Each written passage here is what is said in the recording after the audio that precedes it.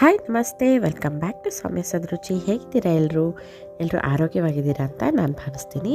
ಇವತ್ತಿನ recipe vangibath powder. ಹೇಗೆ ಸಾಂಪ್ರದಾಯಿಕ ಶೈಲಿ ವಾಂಗಿಬಾತ್ನ ಮಾಡೋದು ಅನ್ನೋದನ್ನು ಈ ವಿಡಿಯೋದಲ್ಲಿ ನಾನು ತಿಳಿಸ್ತಾ ಇದ್ದೀನಿ. ವಾಂಗಿಬಾತ್ ಪೌಡ್ರನ್ನ ಈ ರೀತಿ ಸುಲಭವಾಗಿ ನಾವೇ ಮನೆಯಲ್ಲಿ ಮಾಡಿಕೊಂಡ್ರೆ ತುಂಬಾ ಟೇಸ್ಟಿಯಾಗಿರುತ್ತೆ. ಅದಕ್ಕೆ ಇಲ್ಲಿಟ್ಟಿದ್ದೀನಲ್ಲ, ಇದೆಲ್ಲ ಇಂಗ್ರೀಡಿಯೆಂಟ್ಸು ಬೇಕಾಗುತ್ತೆ. ನಾನು ಮಾಡ್ತಾ ಎಷ್ಟೆಷ್ಟು ಬೇಕು ಅಂತ ಎಕ್ಸ್ಪ್ಲೇನ್ ಮಾಡ್ತೀನಿ. ಈಗ ಮೊದಲಿಗೆ ನಾನು 1 ಟೇಬಲ್ ಸ್ಪೂನಷ್ಟು ಕಡಲೆಬೇಳೆನ ತೊಗೊಂಡಿದ್ದೀನಿ. ಕಡಲೆಬೇಳೆನ ಸ್ವಲ್ಪ ಹುರ್ಕೋತಾ ಹಾಗೆ ಉದ್ದಿನಬೇಳೆನೂ ಕೂಡ ಹಾಕೋತಾ ಇದ್ದೀನಿ. 1 ಟೇಬಲ್ ಸ್ಪೂನಷ್ಟು ಉದ್ದಿನಬೇಳೆ ಹಾಕೋತಾ ಇದ್ದೀನಿ. ಇವೆರಡನ್ನು ಚೆನ್ನಾಗಿ ಸಣ್ಣ ಉರಿನಲ್ಲೇ ಫ್ರೈ ಮಾಡ್ಕೋಬೇಕು.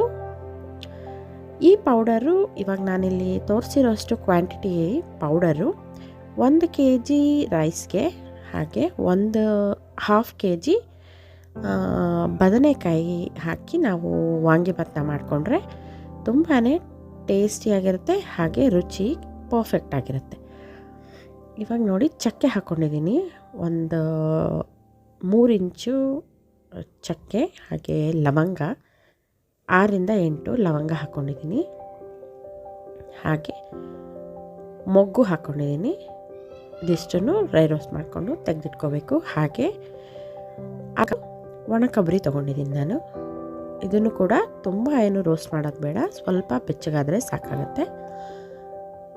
ಒಣಮೆಣಸಿನ್ಕಾಯಿ ಖಾರಕ್ಕೋಸ್ಕರ ಖಾರಕ್ಕೆ ತಕ್ಕ ಹಾಗೆ ಹಾಕೋಬೋದು, ಬಟ್ ನಾನಿಲ್ಲಿ 6ರಿಂದ 8 ಖಾರದ ಮೆಣಸಿನ್ಕಾಯಿಗಳನ್ನ ಒಣಮೆಣಸಿನ್ಕಾಯಿಗಳನ್ನ ಹಾಕ್ಕೊಂಡಿದ್ದೀನಿ.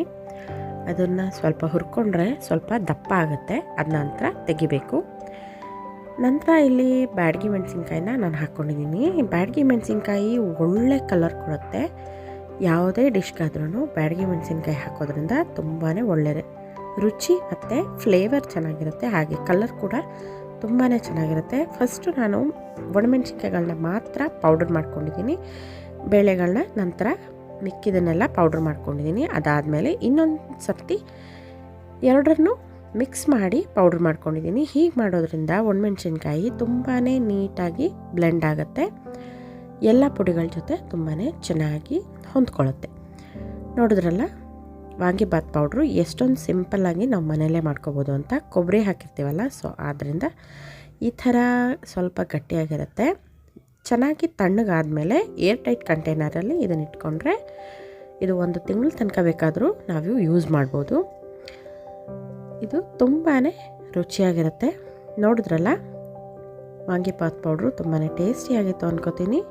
Thank you for the watching. See you in the next video. Bye bye.